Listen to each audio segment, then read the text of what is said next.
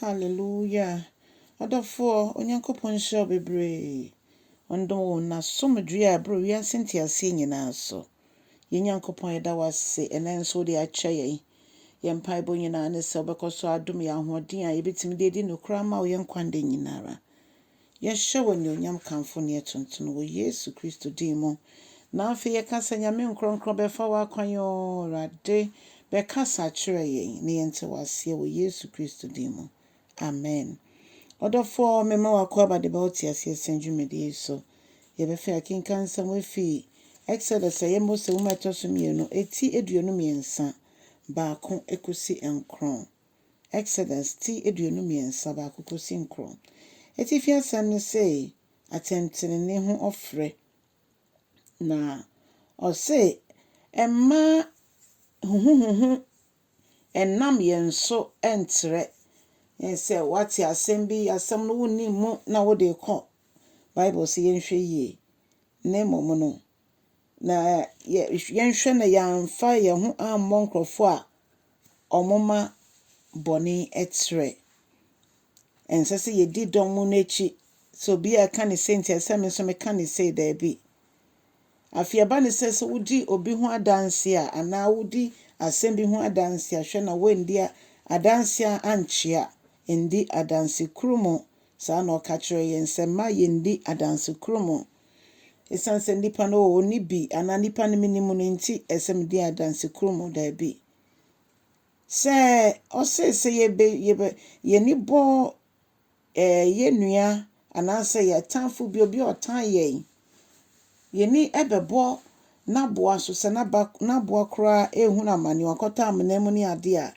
ose ye mbomode an yenyi no empo se osene oso eneso a na neso no aka na to fomo a ye mbomode an se ye beboa ema ye ntwemu nko na hanom no ye hunu se dia Samaria ni bema na okoboa junior na akwamkafo abo no eprepra no etise no efse jufo ni Samaria for de omonka na nso Samaria ni ekofa ni pay to no ponkoso anoa de edro efa ni kromu afa ko jan baby a ohwefo bi behwe no na empo no ni nyina echi no ode obetue sika sese otua ede masa ohwefo no enti se osi ye ni obi edi asem a ni se nipa no oni bi ntini etwa ato no so sanse bia wo sika obetimi edi etwitwa age wo ho osi da bi na afi yenhwe na yamfa Atɛn nchiaye amfa amsei obi abrabo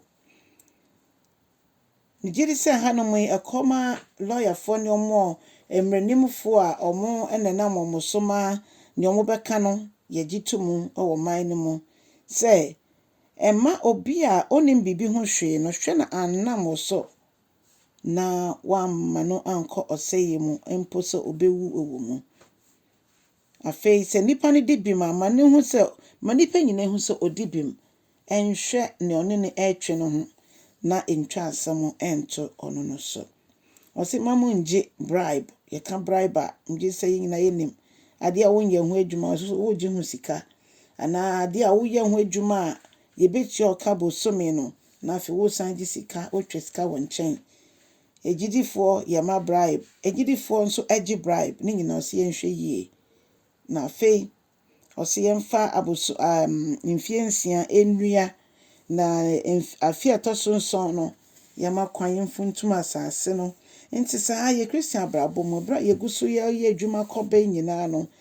ye fa ne se ebdu ba bia esese ye tena sikom ne adwendwene ho ka se fi sembe ho awrade impempenso amedu nti me komanim aname san mechi ana se ye adwuma